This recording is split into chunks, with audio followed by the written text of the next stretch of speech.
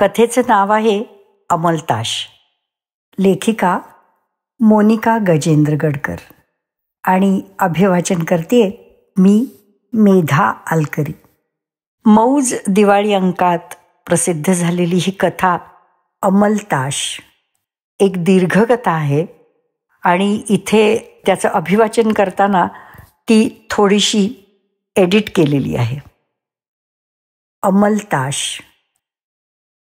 कार्पण्यदोषोपहतस्वभावः पृच्छामि त्वां धर्मसम्मूढचेतः यच्छ्रेयसान्निश्चितं ब्रूहि तन्मे शिष्यस्तेऽहं शाधि मा त्वां प्रपन्नम्. गीतेचा दुसरा अध्याय. नकुल अस्खलितपणे वर्गासमोर म्हणत होता. पुनर्वसू सर शेजारीच उभे होते, हात जोडून. त्याच्याकडे नेहमीच्या आश्चर्यानं आणि कौतुकानं पाहात. या मुलाला अभ्यास जमत नाही, जेमतेम पास होतो हा. साधी सरळ रेषा काढ म्हटलं तर त्याच्या बोटातून ती ओढली जात नाही. पण त्याच बोटांची हार्मोनियमवरची चपळाई मात्र थक्क करते. आणि हाच मुलगा गीतेतले कितीतरी अध्याय न अडखळता घडाघडा म्हणूही शकतो. अभ्यासातलं उत्तर सोडा, पण साधं हो नाही इतकंही उत्तर तोंडातून न उमटणाऱ्या मुलाची पाठांतराची मात्र ही अफाट क्षमता. पुनर्वसू सरांनी वर्गावर नजर टाकली. नकुलची सतत चेष्टामस्करी करून त्याला पिडणारा वर्ग चेहरे पाडून त्याचं पाठांतर निमूट ऐकत होता. एक हे पाठांतर ऐकताना आणि दुसरं त्याचं गाणं ऐकताना ही मुलं अवाक होऊन जातात.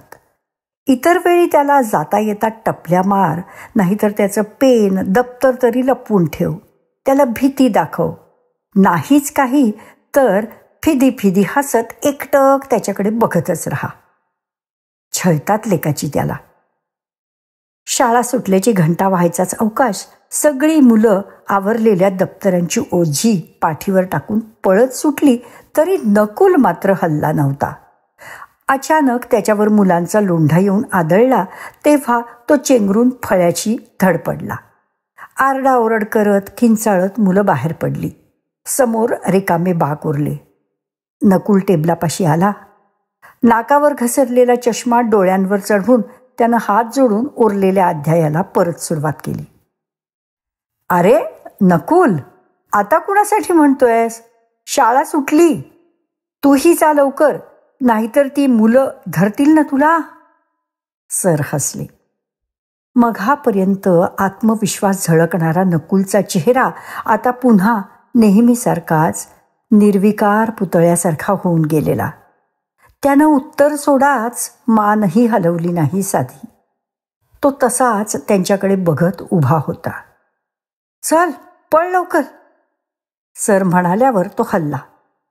बाकाच्या मध्ये बेवारशाप्रमाणे पडलेलं त्याचं उताणं दप्तर सावकाश चालत जाऊन त्यांनी उचललं आणि फेंगडे पाय घसटून टाकत तो कॉरिडॉरमधून मुलांच्या गर्दीतून चालत राहिला.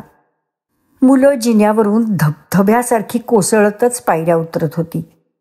नकुलच्या खांद्यावरून दप्तराचा घसरलेला बंध जमिनीवर लोळत लोळत त्याच्या बरोबरीनं जिना उतरत होता. त्यात नेमका कुणा मुलाचा पाय अडकला आणि तो पुढच्यावर आदळला. ढकलाढकलीला जोरच चढला. नकुलला जिना उतरावाच लागला नाही. तो ढकलला जात खाली पोहोचला. नकुलची चाल थबकती झाली. पाणपोईपर्यंत पोहोचलं की शेजारच्या परीक्षा नळीसारख्या निमुळत्या बोळकांड्याच्या तोंडाशीच त्याची वाट पाहत असलेली 3 मुलं त्याला दिसली.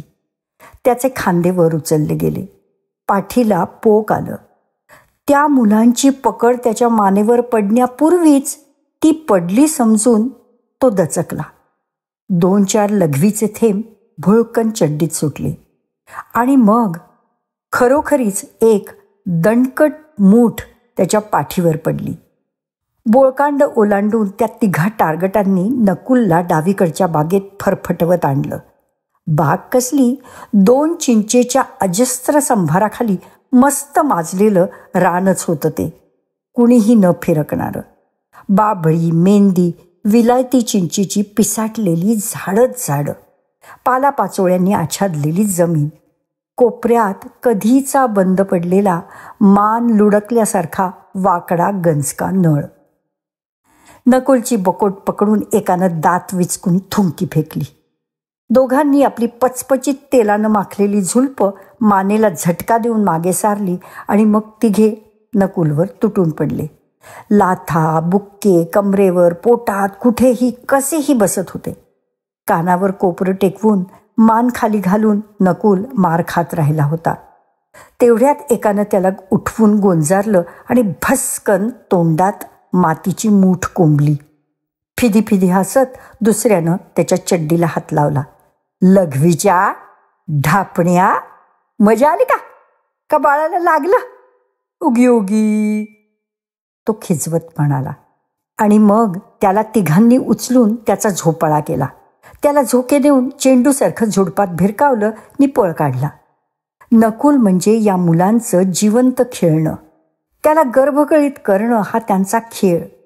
क्रूर छळांच्या चाव्या पिरगाळून पिरगाळून खेळता येणारा. नकुल धडपडत उठला. चष्मा डोळ्यावरून गायब झाला होता. धुक्यात दिशा न सापडावी तसा नकुल क्षणभर भिरभिरला. एकदम पायाखालीच चष्मा आल्यावर त्यानं तो डोळ्यांवर चढवला. सुदैवानं काचा फुटल्या नव्हत्या. तोंडात अजूनही मातीची कचकच होतीच. ओठांशी रक्ताची धार आणि गुडघ्याला खरचटलेली ओली जखम. तो जरासा लंगडत बोळकांड्याबाहेर आला तेव्हा दुपारची शाळा भरली होती. मुलांची पालकांची गर्दी ओसरली. प्रार्थनेला सुरुवात झाली होती. माईकवरून हार्मोनियमचा षडज घुमत पाणपोईपर्यंत रेंगाळत येत होता. नकुलचे कान एकदम हरणासारखे टवकारले गेले. अगदी स्पष्टपणे त्याचे कान षडज त्याच्या श्रुतींसकट पकडत होते. यमन रागातील प्रार्थना, नायडूबाईंनी बांधलेली. सकाळच्या शाळेला या प्रार्थनेला नकुलच्या हार्मोनियमची साथ असते. यमनातल्या एक एक हरकती घेताना नायडूबाई त्याला डोळ्यांनी शाबासकी देत असतात. नकुलचे मुके मुके असणारे डोळे आणि अबोल चेहरा त्या शाबासकीनं बहरतो आणि हसल्यावर त्याच्या गालाला पडणारा खड्डा नदीतल्या भोवऱ्यासारखा खोल दिसतो. प्रार्थना संपत जाते तसा त्याचा चेहरा खट्टू होत जातो. आता अभ्यास सुरू वर्गात. तो तर जमतच नाही. ना इतिहास ना भूगोल. गणितानं तर पोटात उघड्या बंबशून्यासारखा गोळाच येतो. हां, फक्त संस्कृत आवडतं त्याला. त्यातलं पाठांतर जमतं आणि त्यातले श्लोक तर चालीत म्हणून एक गाणंच तयार होतं त्याचं. नकुलला सगळीकडून ऐकू येत असतं ते फक्त गाणं. एखादा ध्वनीही त्याला पुरतो. नाहीतर शाळेबाहेरच्या रस्त्यावरून जाणाऱ्या सायकलीच्या घंटेची किणकिण सुद्धा चालते. सुरू होतात मग डोक्यात सुरावटी, ताना, एखाद्या रागातल्या सरगम, नाहीतर भीमसेनजींचे अभंगही. त्याची आजी म्हणते, नकुल म्हणजे फक्त गाणं. या जगात म्हणूनच त्याला केवळ स्वर समजतात आणि स्वरांना तो. बाकी जगाला त्याला आपलं म्हणणं जडत जातं. प्रार्थना संपली नि प्रतिज्ञा सुरू झाली. शाळेचे एक दार बंद झालं. दप्तराचा बंद जमिनीवर लोळत नकुल बरोबर पुन्हा चालत राहिला. आता फक्त यमन होता डोक्यात. वादी गंधार, संवादी निषाद. बरोबर, शाब्बास, त्याचे गाण्याचे नलावडे सर म्हणतात. त्याची आई नंदिनी मात्र म्हणते, गाण्याचे काहीही विचारा, श्लोक सांगा कुठलेही, ते लक्षात राहतात, पण अभ्यास नाही. आणि स्वरान इतकीच त्याला समजून घेणारी त्याची आजी म्हणते, अभ्यास काय, सगळ्यांनाच येतो, पण नकुलसारखं गाणं थोडंच सगळे म्हणू शकतात. नकुल राजा, तू खूप रियाज कर, गायक हो मोठा, नाहीतर हार्मोनियम वादक.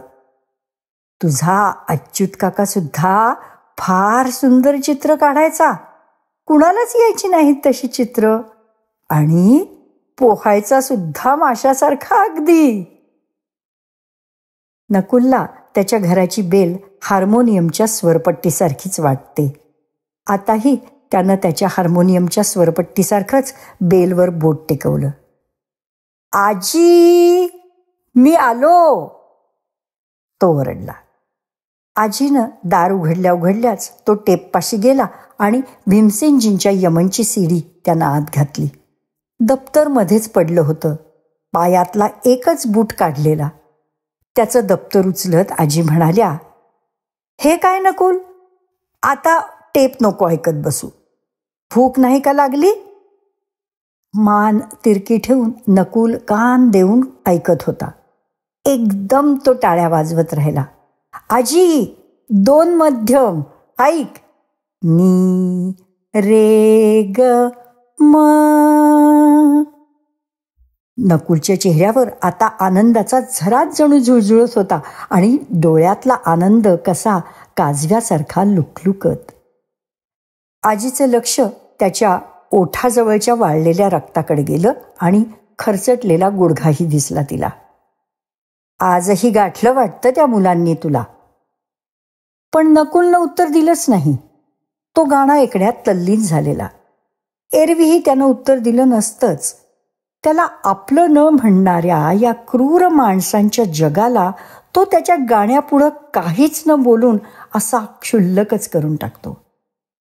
आजी वाकून त्याच्या गुडघ्याला मलम लावू लागल्या. किती वेळा भेटून तुझ्या त्या मुख्याध्यापकांना त्या मुलांबद्दल सांगितलं. थोडे दिवस सरतात, परत सुरूच, त्या म्हणाल्या. मनात पुन्हा आलंच. शाळा बदलायला नंदिनी तयार नाही. तिचं म्हणणं तो मतिमंद नाही ना पूर्ण ऑटिस्टिक. मग सर्वसामान्य शाळा त्याला का नको? हे खरंच आहे, म्हणूनच तर घेतलं त्याला त्या शाळेनं. तरी नकुल बॉर्डरवर तर आहेच ना. थोडा ऑटिझम आहे त्याच्यात. डॉक्टरांनीच सांगितलं. मुलांना काय हवंच असतं चिडवायला. त्याचं वागणं, चेहरा जरा वेगळा येतो त्यांच्याही लक्षात. नंदिनीचा अट्टाहास आहे हा, त्याला सर्वसामान्य मुलगा म्हणून वाढवायचं. ती तसंच वाढवू पाहते आहे. पण जगाकडून त्याला स्वीकार मिळायला हवा म्हणताना पहिला नकार तीच तर त्याला देत नाहीये का? नकुलची हार्मोनियम आता सीडीवरच्या भीमसेनजींच्या यमनाला साथ करू लागली होती. त्याला हे नवीनच वेड लागलेलं. त्यांच्या गळ्यातून निघणाऱ्या स्वरांच्या सूक्ष्म नजाकतीही नकुलची बोटं पकडत होती. त्याला थांबवावं जेवायसाठी याचंही भान मग आजींना राहिलं नाही. त्या चकित होऊन ऐकत राहिल्या. त्याची बोटं एखाद्या नृत्यांगनेसारखी डौलदारपणे हार्मोनियमवर पडत होती. अच्युतच्या बोटात चित्रकला होती. इतर वेळी त्याचा ऑटिझम समजूनच यायचा. अशक्त हातपाय, अधांतरी नजर, लटकणारी मान. कागद समोर आला की आपसूक चित्रच काढायला लागायचा तो. थोडक्याच रेषा, पण त्यातून साकारलेली चित्र इतकी बोलकी, विश्वासच बसणार नाही इतकी जिवंत आणि रेखीव. आणि दुसरी कला पोहण्याचीही. पाण्यात झेपावताना तो एखाद्या माशासारखा सूर मारी. अशक्त हातात शक्ती भरल्यासारखा सपासप पाणी कापत जाई. लहानपणी तो ऑटिस्टिक आहे हे ज्या क्षणी समजलं त्या क्षणापासूनच आपण नि त्याच्या वडिलांनी स्वीकारलं त्याला. तो असाच आहे म्हणत. झाला, खूप त्रास झाला. मुकुंदाही लहान, त्यालाही गरज होतीच आपली. मग शाळेतली नोकरीही सोडली. बाकी नकुलसारखं नाही आलं त्याच्या वाट्याला, कारण तो त्याच मुलांमध्ये शिकायचा. पण लोकांच्या नजरा, अपमान, तुच्छता कमी नाही सोसली. पण या व्यंगानं त्याला चित्र दिली नि पोहणं हे अद्भुत तीव्र गुण तर मिळाले.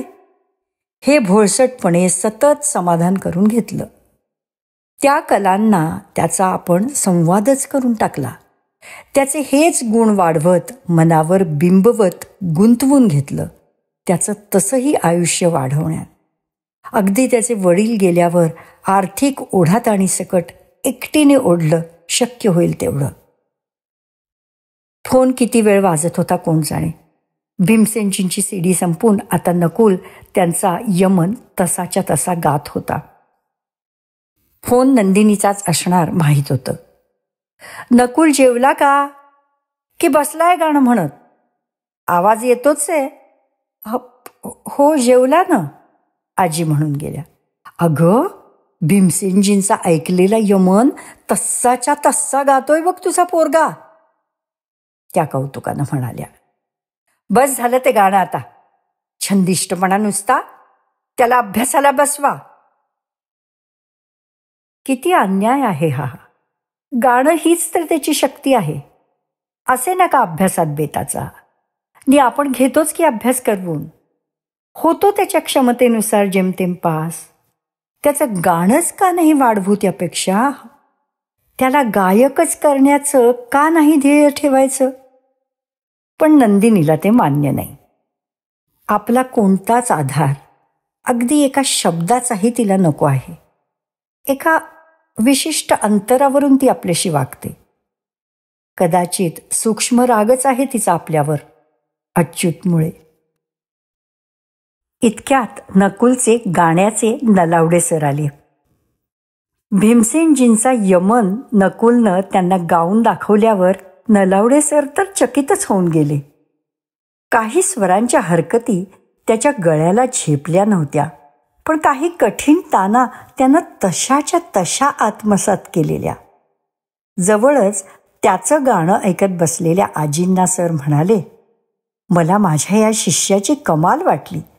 अनमोल अशी देणगीच आहे ही. आमचे गुरुजी माधवरावजी खुश होतील. गुरूंचे नाव घेताना त्यांनी कानाची पाळी धरली. कधीतरी त्याला आमच्या गुरुजींकडे मी घेऊन जाईन. ते गुरुकुल पद्धतीने शिकवतात. नकुलला ते नक्की शिकवतील. एकदा तो मॅट्रिक झाला की खरंच तुमच्या गुरुजींकडे त्याला गाणं करू द्यावं.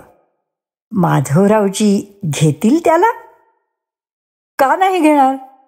गुरुजी नेहमी म्हणतात, कलावंत छोटा असो वा मोठा फरक पडत नाही, पण त्याचं गाणं मात्र कायम मोठंच हवं. मला सर्व आयुष्य या कलेला वाहून घेता येणार नव्हतं मोठ्या कुटुंबाच्या जबाबदारीमुळे. पण गुरुजी म्हणाले, तरीही मी तुला गाणं शिकवीन, कारण तुझ्या गळ्यात सच्चे सूर आहेत. ते आपल्या नकुलला का नाही घेणार? ते सांगत असतानाच नंदिनी ऑफिसमधून घरी परतली होती. नलावडे सरांनी तिच्यापाशी परत नकुलचं कौतुक केलं. माधवरावजी गुरु म्हणून लाभले नकुलला तर? नलावडे सर गेल्या गेल्या आजी उल्हसित होऊन तिला म्हणाल्या. सोपं आहे का ते नकुलच्या बाबतीत? नंदिनी फटकन म्हणाली. मला नाही तुमच्यासारखं भाबडं मन ठेवता येत माझ्या मुलाबाबत.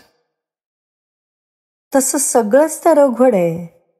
त्याला या अट्टहासानं शिकवणंही, आजींना वाटलं.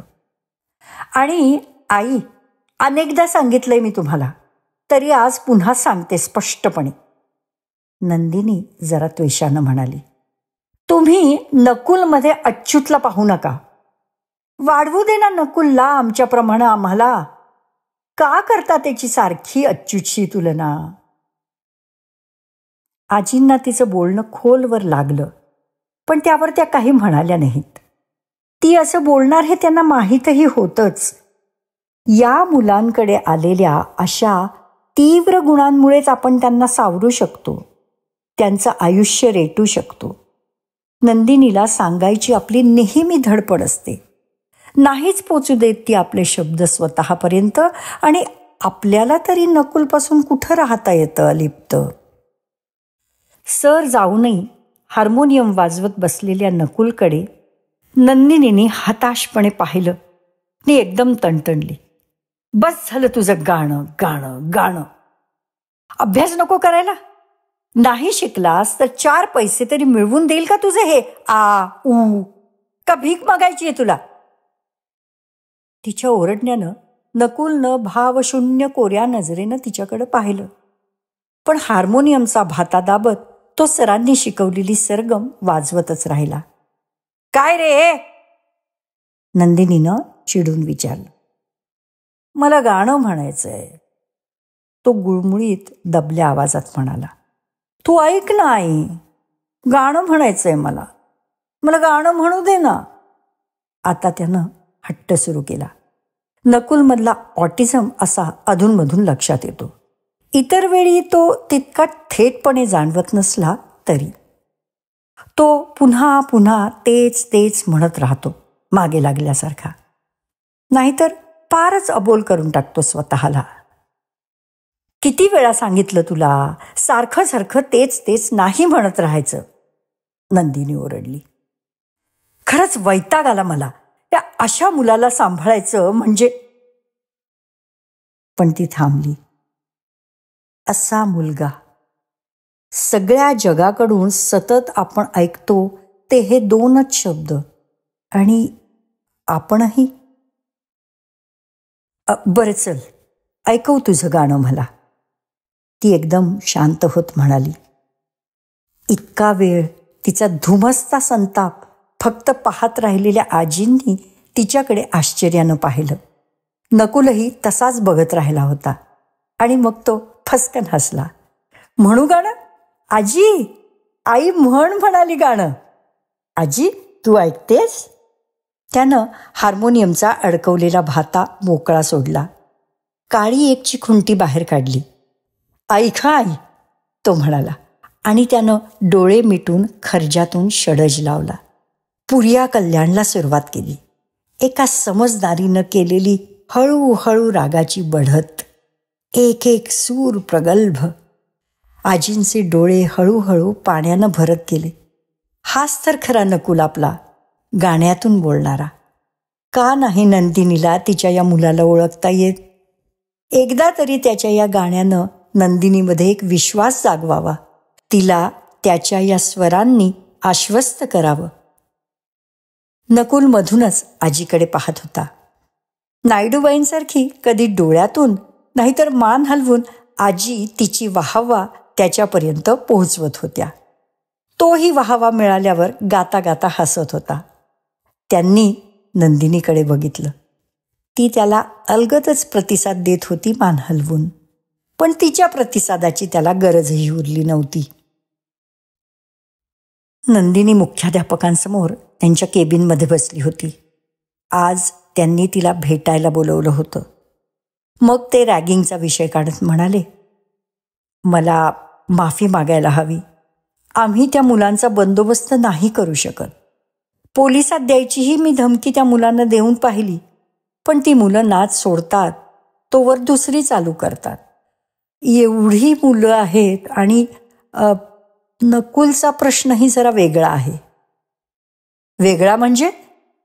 नंदिनीनं तडकच विचारलं. वेगळा म्हणजे थोडा का होईना पण ऑटिस्टिक आहेच ना तो, त्यामुळे नॉर्मल मुलांपेक्षा सगळ्यातच तो कमी पडतो. तो बॉर्डरवर आहे. तिनं त्यांना सुधारण्याचा प्रयत्न केला. आहे ऑटिझम त्याच्यात, पण डॉक्टरांनी आम्हाला सांगितलं होतं तो नॉर्मल शाळेत शिकू शकतो. थोडा मागे पडेल इतकंच, आणि आलाच की तसाही तो 7वी पर्यंत. ती माझी तक्रार नाहीच. सांभाळलं की आम्हीही त्याला. त्याच्या आजीची जिद्दही विलक्षण आहे हो. त्या त्याच्या पाठीशी आहेत म्हणून इथपर्यंत तो येऊ शकला. त्यांचाही असा मुलगा होता ना. तो गेला तरी आपल्या नातवासाठी ती बाई परत एका जिद्दीनंच उभी आहे. कमाल आहे आणि कौतुकही आहे.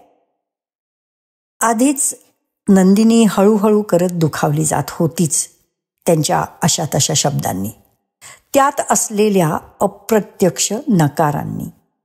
सासूबद्दल त्यांनी कौतुकाचे शब्द काढल्यावर ती गप्प झाली. इथून तिथून याच बिंदूपाशी येऊन थडकतं. आपली सासू, तिची जिद्द, तिचं पेलणं. त्या सतत परिस्थितीशी झुंज देऊ शकतात अथकपणे. त्यांच्या नजरेतच आशावार ठासून भरलाय. मग कितीही नकार थैथै नाचू देत आयुष्यात. मुकुंदा सांगतोच नेहमी, आईला मी सतत पराभूतच होताना पाहत आलोय नंदिनी, पण ती तरीही हरलेली नसते. आणि आपण तर एवढ्या तेवढ्यानं. मुख्याध्यापक हातातील पेनाची टेबलावरच्या काचेवर टिकटिक करत मग म्हणाले, मी आज तुम्हाला बोलवलंय ते एक महत्त्वाचं बोलण्यासाठी. काय आहे, परवा जिल्हा परिषदेची मीटिंग झाली, त्यात 10वीचा रिझल्ट 100% लागायला हवा असा फतवा काढलाय. त्यामुळे 7वीतच काही बेताच्या मुलांना मागे ठेवण्यात येणार आहे. आम्ही नकुलला कितपत सांभाळू शकू? नंदिनीच्या छातीतली धडधड वाढली होती. तिला अंदाज आलाच होता. नाही सर, असं नका करू. 3-1 वर्षाचाच तर प्रश्न आहे. एकदा तो 10वी पास झाला की. घशातला आवंढा गिळत ती म्हणाली, तुमच्या बरोबरीनं आमचाही तोच प्रयत्न होता ना. स्लो लर्नर्सकडे आम्ही सहानुभूतीनं पाहतोच, पण नकुल अगदीच जेमतेम पास होतो. शिवाय मी पुढल्या वर्षी रिटायर होणार. ते हर तऱ्हेनं बरंच सुचवत होते. मध्येच त्यांना फोन आला म्हणून काही मिनिटं ते फोनवर बोलत राहिले. नंदिनीनं कपाळावरचा घाम पुसला. भिंतीवर लावलेलं वेळापत्र, कोपऱ्यातलं कपाट, शाळेनं मिळवलेली काही मेडल्स, कप, ती नजर फिरवत राहिली. 2-3 कप नकुलनंच मिळवलेले, शालेय पाठांतरात, गायन स्पर्धेत. हां, तर मी काय सुचवीन ते फोन ठेवत म्हणाले, त्याचं पाठांतराचं कौशल्य वादातीतच आहे. शिवाय गाणं आहेच. मी सुचवीन त्याला एखाद्या वेद पाठशाळेत का नाही घालत.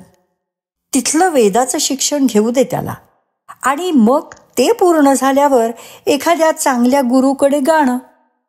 नाहीच तर भिक्षुकही करू शकेल तो. उभा राहील स्वतःच्या पायावर. नंदिनी त्यांच्याकडे पाहत राहिली. वर याला दिलासा म्हणायचं? दिलाशाच्या नावाखाली फिरून फक्त नाकारणं.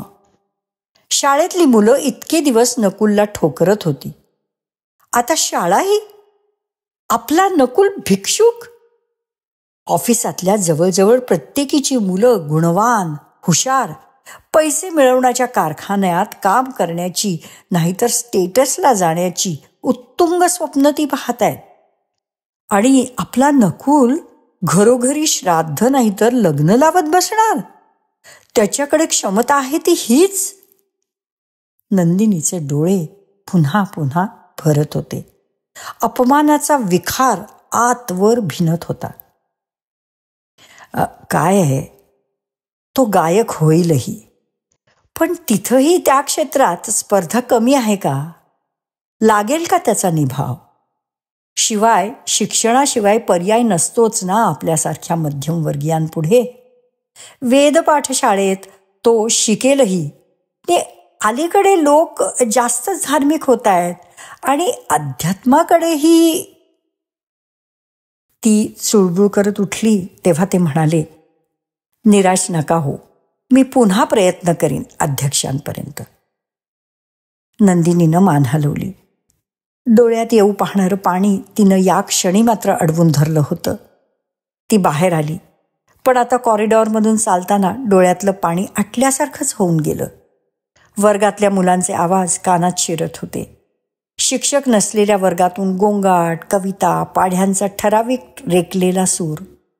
बाजूच्या भक्क उन्हातलं मैदान सुनं होतं. तेवढ्यात माईकवरून निवेदनही ऐकू आलं. मुलांनो, लक्ष द्या. आपल्या शाळेतला नकुल 7वी फ मधला उद्या पाहुण्यांपुढं जे गाणं म्हणणार आहे ते तो तुम्हाला म्हणून दाखवतोय. आपल्या पाहुण्यांना खुश करायला हवं ना. आपल्याला शाळेची नवी इमारत हवी आहे की नाही? नंदिनी चालता चालता थांबली. चल नकुल, सुरू कर. हां, माईक सुरू आहे. बघत नको राहूस. चल लवकर. शिक्षिकेचा आवाज. नंदिनीच्या डोळ्यासमोर नकुलचा चेहरा आला. त्याची चष्म्याआडची विहिरीतल्या तळासारखी दिसणारी खोल स्थिर बुबुळं. शून्य नजरेनं तो त्या शिक्षिकेकडे पाहतच राहिला असेल. पण मग त्याची हार्मोनियम ऐकू येऊ लागली. पाठीमागून त्याचा षडज लावलेला कसदार आवाज, माईकवरून तर एखाद्या पट्टीच्या गायकासारखा. नंदिनीचा क्षणभर विश्वासच बसला नाही त्याच्या आवाजावर. वाऱ्याच्या एका झुळकीनं उन्हातल्या त्या वैराण मैदानावरची धूळ उडाली. नंदिनीचे डोळे त्या भगभगीत उन्हाकडे पाहताना भरून आले होते. सगळे वर्ग शांत झाले होते. शाळेभर फक्त घुमत राहिलेले नकुलचे स्वर तेवढे. नकुलला यापुढं सांभाळता येणार नाही म्हणणारी त्याची हीच शाळा, त्याचं गाणं मात्र त्या शाळेला हवं आहे. पाहुण्यांसाठी, निधीसाठी, त्यांना खुश करण्यासाठी, रिझवण्यासाठी, एवढ्याचसाठी फक्त. नाहीतरी बाकी त्याच्या गाण्याचा उपयोगच काय शाळेला? या कलेसाठीही त्याला सांभाळता येणारच नाही. थोड्या कमी बुद्धीच्या बदल्यात मिळालेली ही कला. आणि आपली सासू म्हणते गाणं म्हणजे नकुल आणि त्याची कला म्हणजे शक्ती आहे त्याची, त्याला सावरणारी, जगवणारी. नकुलचं गाणं चढत चाललं होतं. हे गाणं काहीच मागत नव्हतं त्याच्यासाठी. नंदिनीला उभं राहावे ना आता. किनाऱ्यावर आदळणाऱ्या लाटांप्रमाणे त्याचे स्वर तिच्या मनावर आदळून मागे फिरत होते. ती एकटीच त्या शाळेत तशी उभी, कोरडीच, त्याची आई असूनही. ती भराभर जिना उतरू लागली. नंदिनी घरी आली तर मुकुंदा सोलापूरहून सुट्टी काढून आला होता. नकुलला घेऊन 2 दिवस कुठेतरी भटकून येऊ असा मनाशी बेत करून. त्याला अचानक आलेलं पाहूनही नंदिनीला आश्चर्य वाटलं नाही ना तिनं काही विचारलं. उलट त्याला बघून तिचा राग उफाळूनच आला. नकुलच्या शाळेत गेली होतीस नंदिनी? त्यानं विचारताच ती फटकन म्हणाली, हो, अपमान करून घ्यायला मलाच सहन करायला हवं ना. तू असतोस सोलापूरला. शाळेनं सांगितलंय या वर्षापुरतंच आम्ही नकुलला ठेवून घेऊ शकतो. 100% रिझल्ट हवाय जिल्हा परिषदेला. आपण वरपर्यंत जाऊ, तो काही मतिमंद नाहीये. मुकुंदा तिरमिरीत म्हणाला, सगळ्यांनाच नकुलला नाकारत सुटका करून घेता येते रे. तुलाही. तुम्हा पुरुषांचं तर बरंच असतं. सगळ्यात निमित्त म्हणून राहायचं, अगदी नात्यांपर्यंत. आणि एकदा का नात्यांची घरटी तयार झाली की पुरुषार्थाच्या बढाया मारत हवेत सूर तेवढे मारत राहायचे. आणि आम्ही बायकांनी एकट्यानं ती घरटी चुबवत बसायची. नंदिनी शांत होत नव्हती.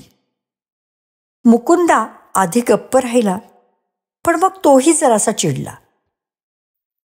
मी माझ्या भावालाही सांभाळलंय नंदू, जास्तीत जास्त स्वतःला मोठं करून, आईच्या जोडीनं, कधी कधी त्याच्या पायावर ओघळलेली लघवी पुसेपर्यंत.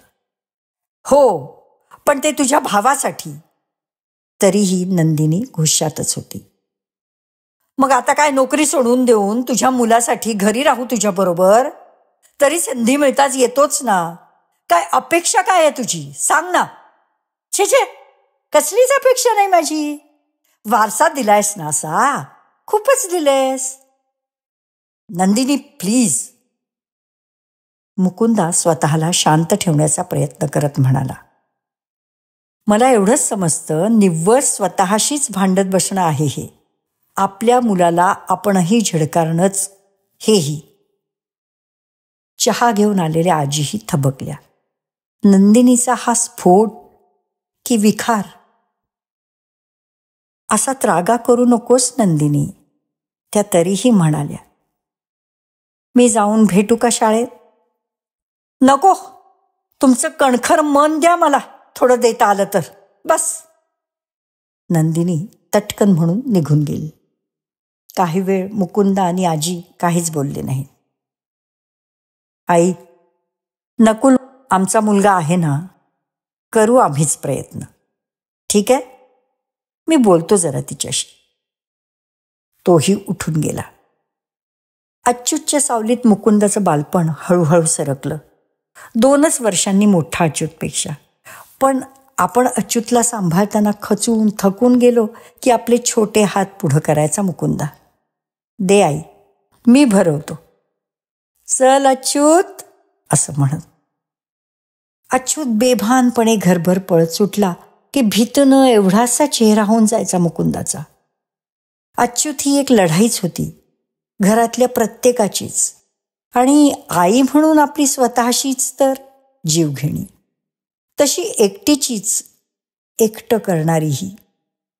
तिच्या रक्तानं वाढला निपजलेला जीव तो. नंदिनीचं नैराश्य समजून घ्यायचं, कारण तिची तिच्याशीच चाललेली ही लढाईच आहे. पण मग मुकुंदाचं काय? त्याचा विचार कोणी करायचा? नकुल तर मुलगा त्याचा, आणि आधी तो अच्युतचाही भाऊ होताच. त्याच्या वाट्याला आलेल्या या दुःखाचा पैस केवढा? नंदिनीनं ते समजून घ्यायचं की नाही? हे अनुवंशिकच दान मुकुंदाला मिळालेलं म्हणून नंदिनीला आपण जास्त समजूनही घेण्याचा प्रयत्न ठेवतो का? अच्युतची आई म्हणून, तीही आपल्यासारखी तिच्या नकुलची आई म्हणून. पण हीच समान साखळी का नाही तिला आणि आपल्याला जोडू शकत? नंदिनीचं स्फुंदणं कानावर पुसटपणे येत होतं, मुकुंदाचं समजावणंही. पण आजी मग उठल्याच नाहीत. आज नंदिनीनं सुट्टी घेतली होती, रजा उरली होती आणि मुकुंदाही येतो म्हणाला होता. सकाळपासून पावसाळी ढगांनी आकाश सादळलेलं. नकुलच्या शाळा सुटण्याच्या वेळेसच पाऊस कोसळू लागला, आणि मग चिंब भिजलेला नकुल दारात उभा दिसल्यावर नंदिनी उठलीच टॉवेल आणायला. केस कोरडे करता करता तिनं त्याला कपडे बदलायला सांगितलं. पण न ऐकता तो तसाच ओला कॉटवर बसून निथळत राहिला. आजही तो मार खाऊनच आला होता.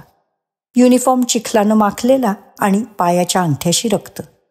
मार खायची नि तो खाल्लेला पाहण्याचीही आता सवयच करून घेतली होती आम्ही सगळ्यांनी. नंदिनीनं त्याचं अंगठ्याजवळचं रक्त टिपून घेतलं. नकुल, कपडे बदल आता. युनिफॉर्म बघ कसा चिखलानं बरबटलाय. ती टॉवेल घेऊन वळली तर बेसावतपणे त्यानं तिच्या कमरेला जोरदार रेटलं. नकुल म्हणताना तोल जाऊन नंदिनी समोरच्या सोफ्यावर आदळली. स्वतःला सावरून ती फिरली तर नकुल तिच्याजवळ सरकलेला. त्यानं परत तिला सोफ्यात ढकललं. आई, लागला? पडली तू? ओठावर दात दाबून धरत त्यानं विचारलं. तो तिच्या 2 पायात घुसून उभा राहिला होता. लागलं का ग? म्हणत त्यानं तिच्या गालावर हात ठेवला. नंदिनीनं त्याच्याकडे किंचित रोखून पाहिलं. अलीकडे तो असाच वारंवार आक्रमक होई, आवरेनासाही. सायकियाट्रिस्टची ट्रीटमेंट चालू होतीच. वयात येत असतानाचे हे बदल होते. शाळेतला मार आता विकृत चाळ्यांपर्यंतही पोचला असावा, डॉक्टरांचा अंदाज होता. तो बिथरल्यासारखाच वागे. नकुल, छळू नकोस मला. तुला बसायचं आहे नवल्या कपड्यात, बस बाबा. ती शरणागती पत्करल्यासारखी त्याला दूर करत म्हणाली. मग तो किंचितच मागे सरकला न सरकल्यासारखा परत जवळ येऊन आता त्यानं भस्कन तिच्या तोंडात स्वतःची बोटं कोंबली. नंदिनीनं त्याच्या मनगटावर फटाफटा मारलं तेव्हा हसतच त्यानं बोटं बाहेर काढली, तर तिच्या भुवयाच चिमटीत घट्ट पकडून ठेवल्या. घरात कुणीच नव्हतं. बाहेर पाऊस कमी होऊन परत वाढलेला. नंदिनीनं पदरानं स्वतःचे ओठ टिपले. विरोध न करता निमूटपणे तशीच बसून राहिली, त्याच्याकडे थोडीशी असहाय्य नजरेनं पाहात. पकडलेल्या भुवया सोडून देऊन नकुलनं तिचे खांदे धरून सोफ्याच्या पाठीवर दाबून धरले होते. स्वतःचं डोकं जवळ नेत नेत तिच्या कपाळावर त्याने दाणकन आपटलं. नंदिनीनं तीही कळ ओठ दाबून धरून जिरवली. आई, लागलं का? तो जरा भेदरला, पण हा हा करत तोंड वर करून खोटा खोटा हसत राहिला. तुला मजा येते का? काय लागलं माझ्या बाळाला? उगी उगी, तो पुन्हा पुन्हा हिदळत म्हणत होता. त्यानं घरी एक रॅगिंग सुरू केलेलं. आज तो बळी नव्हता, त्याची आई होती. तो जेता, त्याला छळणाऱ्या मुलांसारखा. इतर वेळी मात्र तो कायम दुबळा ठरणारा. आज तो वरचढ, त्याच्या आईला खिळवून ठेवून तिला हतबल करू शकलेला. त्याच्यावर होणाऱ्या रॅगिंगचा हा सूडही नि एक खेळही. त्याची आई त्याचं खेळणं झालेली, गंमतशीर खेळणं. तिच्या शरीराशी असं खेळत राहिलं की गुदगुल्या केल्यासारखं हसू फुटतं आणि लघवीने चड्डी ओली होईल असं वाटतं. आणि ती लघवी अडवून ठेवतानाची कसरतही गंमत आणते. नकुलचे चष्म्याआडचे डोळे रिकामे नव्हते दिसत. तिला छळता येतंय त्याची एक बेधुंद तृप्ती होती त्यात, आणि त्या तृप्तीची वखवखही. तो रोखून पाहत होता नंदिनीच्या गळ्याकडे. एक हात लघवीच्या जागी हुळहुळला.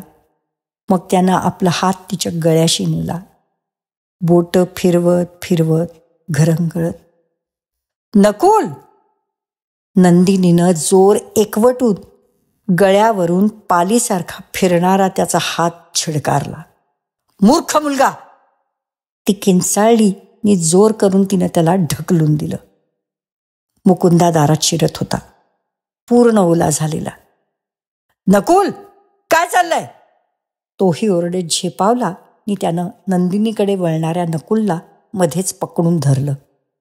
पण आता नकुल पिसाळल्यासारखा झालेला. झटापट करत तो मुकुंदाचा, त्याच्या छातीवरचा हातांचा वेढा सोडवू पाहत होता. नंदिनी मात्र काहीही न करता थकलेल्या, हरलेल्या नजरेनं पाहत राहिलेली. तेवढ्यात आजीही घरात शिरत होत्या सामान घेऊन. त्याही भिजल्या होत्या. पण सगळा प्रकार समजून त्यांनी आधी टेप लावली. पंडित माधवरावजींची दरबारीची सीडी आत होती. त्यांचा मधाळ आवाज, किंचित सानुनासिक, स्वरमंडलाचे हलके झंकार. नकुल एकदम स्तब्ध झाला. मुकुंदाच्या मनगटावर चावा घेण्यासाठी म्हणून टेकवलेलं डोकं त्यानं वर केलं. टाळ्या वाजवत तो अत्यानंदानं ओरडला. बाबा, माधवरावजी, सरांचे गुरुजी, मी साथ करू त्यांना? आता नकुलचे डोळे लुकलुकत होते. पळ लवकर, मी येतो कपडे बदलून, मुकुंदा त्याला सोडत म्हणाला. ओले केस रुमालानं पुसत त्यानं एक सुस्कारा टाकून नंदिनीकडे पाहिलं. तिच्या डोळ्यात पाणी साचलेलं. मुकुंदा आत गेला. आजी आपले कपडे बदलून आल्या होत्या.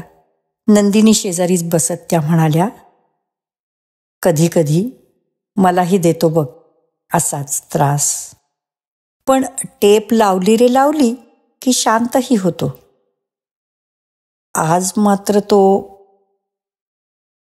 नंदिनी उमाळ्यानंच म्हणाली, काय करावं सुचतच नव्हतं एकटीला. आज मला त्याच्याकडे बघताना चांगलं कळलं. आपला मुलगा म्हणायचा, दुबळा, पण तरी तो 4 चौघांसारखा केवळ एक पुरुषच असतो. त्याच्या डोळ्यात फक्त तीच ओळख होती आई, त्याच्याच आईकडे बघताना. तिचा आवाज जड झालेला. तिनं आजींकडे पाहिलं. अच्युत असाच वागायचा? काही क्षण आजींनी उत्तर दिलं नाही. मग म्हणाल्या, याच वयाचा असताना अच्युत गेला. 2दा-3दा असाच बिथरला होता तोही. मग मी उठले. जवळ बसून त्याला मीच शिकवलं त्या इच्छेची पूर्तता करायला. नंदिनीनं भिंतीवर टेकवलेलं डोकं चमकून वर उचललं. हो, त्या शांतपणे म्हणाल्या. त्याचे वडील गेलेले. मुकुंदा बंगलोरला मामाकडे शिकायला. कोण होतं माझ्या सोबतीला? मी कसं आवरणार होते त्याला वारंवार? त्यांचेही डोळे पाण्याने डबडबले होते. नंदिनी, आपल्यासारख्या आयांना अपमान, लाज वाटून घेण्याचीही दैवानं सोय ठेवलेली नसते. म्हणून तू म्हणतेस तेही खरंच. आपल्याला सुटकाही नसते. कसलं स्वातंत्र्य, मुक्ती मागायची आपण, नि कुणाकडून? नंदिनीला त्यांच्याकडे बघताना वाटलं, यांच्याबद्दल सहानुभूती, कणव वाटून घेण्याचा अवसर आपण नाहीच दिला कधी स्वतःला. नाही जमत आपल्याला यांच्यासारखं चिवटपणे 2 हात परिस्थितीशी करत राहणं, असं म्हणत केवळ राग करत आलो. स्वतःला प्रश्न विचारत, हे यांच्या मनाचं खरोखरीचं कणखरपण की स्वतःचीच फसवणूक? आणि रागही का नाही वाटू आपल्याला यांचा? हा वारसा यांच्यामुळेच ना. पण कधी वाटतं राग येतो की असूयाच वाटते यांच्या खंबीरपणाची, जिद्दीनं पेलण्याची. आहे आपल्यात ही ताकद? नकुलच्या पेटीवर फिरणाऱ्या बोटांकडे आजी पाहत होत्या. तुझ्यासारखंच वाटायचं मला नंदिनी. कशाला न्यायचं अच्युतला स्पर्धेत पोहायला? काय करणार तो बक्षीस मिळवून न मिळवून? चित्र काढून प्रदर्शनं भरवायची आहेत का? त्यांनी पदरांनी डोळे पुसले. म्हणाल्या, पण वाटायचं शेवटी त्याच्या आयुष्याने एवढंच तर दिलंय.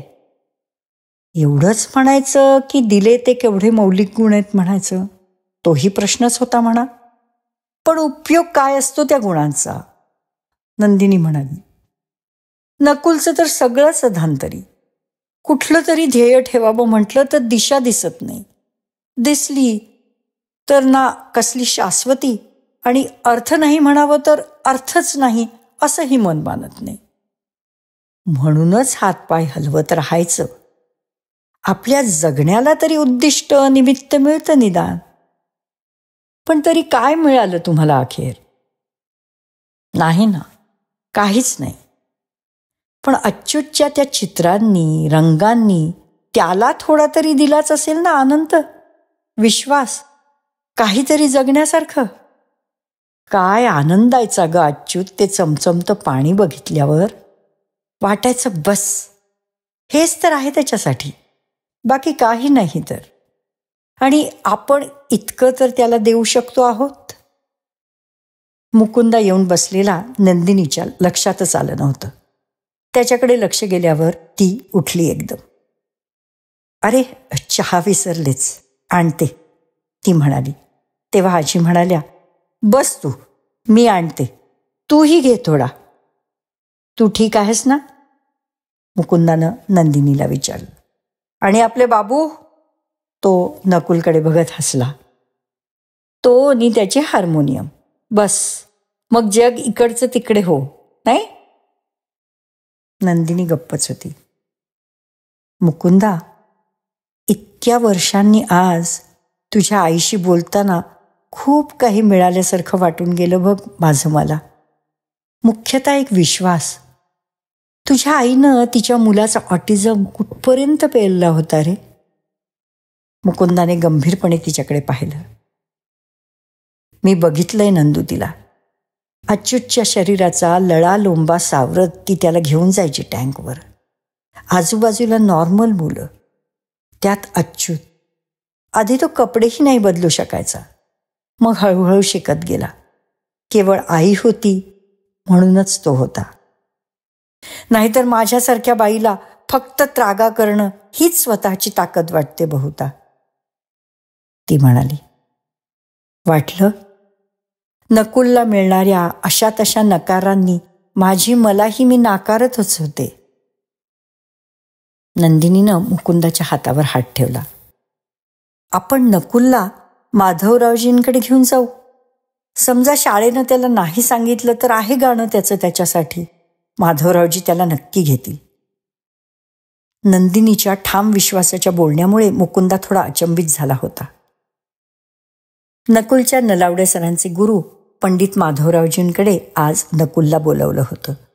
ते गुरुकुल पद्धतीनं गाणं शिकवतात, नलावडे सरांनी सांगितलं होतं. शिवाय तेही नकुलबद्दल माधवरावजींशी बोलले होते. त्यांनी तयारी दर्शवली होती त्याचं गाणं ऐकण्याची. नंदिनी थोडी आश्वस्त झालेली. इथं जमलं तर गाणंच चालू ठेवायचं, राहिलं शिक्षण तर राहिलं, करू बाहेरून बसवून पूर्ण. नाहीतरी दुसऱ्या शाळेत घालायचं तर या शाळेसारखे असेच प्रश्न निर्माण होण्याची शक्यता आहेच. नकुलचं शिष्यत्व एकदा घेतलं की गुरुजी त्याच्यावर खूप मेहनत घेतील. तो छान तयार होईल, नलावडे सर वाड्यात शिरत म्हणाले. माधवरावजींचा जुना वाडा होता. खाली शिष्यांसाठी नवीन खोल्या बांधलेल्या, वरती ते स्वतः राहत. जिना चढून गेल्यावर गाण्याच्या बैठकींसाठी भव्य हॉल होता. छोटं व्यासपीठ, जाड सतरंज्या अंथरलेल्या, भिंतीवर बऱ्याच जुन्या ज्येष्ठ गायकांचे फोटो होते अडकवलेले. कोपऱ्यात तंबोरे, हार्मोनियम, तबले, डग्गे. नकुल खुशीत होता. गंमतच वाटत होती त्याला एक एक गायकाचे फोटो ओळखताना. माधवरावजी आतून आले. तपस्वी मुनींसारखे तेजस्वी, खांद्यावर रुळणारे रुपेरी केस, काठाचं धोतर, सिल्कचा बदामी झब्बा, बोटात 2-3 अंगठ्या, कपाळावर गंध आणि डोळे मात्र जरा विक्षिप्त झाक असलेले. नलावडे सरांनी नकुलला नमस्काराची खूण केली, पण त्याला कळेच ना. काय? त्यानं विचारलं. तेव्हा नंदिनीनंच नमस्कार कर सांगितलं.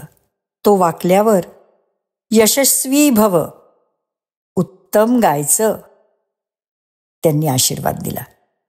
तिनं आणि आजींनंही मग नमस्कार केला त्यांना. कल्याणमस्तू, ते म्हणाले. ती आणि आजी सतरंजीवर बसल्या. व्यासपीठाजवळ एक सिंहासनासारखा एकच सोफा होता, त्यावर माधवरावजी. 1-2 विद्यार्थी अधूनमधून आत बाहेर करत होते. त्यांनीच व्यासपीठावर पेटी, तबला डग्गा आणून ठेवला. नकुल व्यासपीठावर बसला तेव्हा माधवरावजींनी विचारलं, काय गाणार बाबा? तुला आवडेल ते गा हां. पण नकुल न समजल्यासारखा बघतच राहिला त्यांच्याकडे. नंदिनी, आजी समोरून खुणा करत होत्या, पण क्षणात काहीतरी बिनसून गेलं होतं त्याचं. कुणाचेच शब्द, खुणा त्याच्या नजरेला दिसत नव्हत्या. चेहरा स्थितप्रज्ञासारखा. नंदिनी अस्वस्थ होऊन गेली, आजीही. माधवरावजी मात्र शांतपणे त्याची वाट पाहत बसलेले. नलावडे सर त्याला पुन्हा पुन्हा म्हणाल्यावर नकुलनं मग सावकाश भाता दाबला. सरांनी जोक कंस करून घेतला होता, पण त्यानं अभोगीच घेतला माधवरावजींच्या सीडीवरचा. त्यातल्या त्यांच्या अनवट जागाही त्यानं घेण्याचा प्रयत्न केला. काही लयीच्या ताना घेताना लय पुढं मागं होत होती, पण सुरेलपणा होता. माधवरावजी मान तिरकी ठेवून समरसून ऐकत होते. प्रतिसादही भरभरून देत होते. नकुल मग फार पुढं न जाता थांबला. छान, आवडलं मला, ते उत्स्फूर्तपणे म्हणाले. बरं, किती वेळा ऐकलीस माझी सीडी? त्यांनी विचारलं. कारण अभोगी म्हणजे शांत जलाशयासारखा. हो ना? त्याचा शांत स्वभाव तुझ्या गाण्यात नव्हता. परत नकुल उत्तर न देता गप्प, चेहरा मख्ख. काय वैशिष्ट्य जाणवलं तुला त्या रागाचं?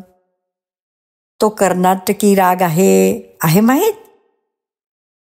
बर, रियाज किती तास करतोस? त्याचंही उत्तर नाही. नंदिनीची धडधड वाढत होती. तिला वाटलं आता माधवरावजी चिडणार. आजींनाही काय करावं सुचत नव्हतं. किती तास रियाज करतोस नकुल? 2 तास ना? नलावडे सर सावरून घेत अखेर म्हणाले. माधवरावजींनी त्यांना अडवलं. त्याला बोलू दे.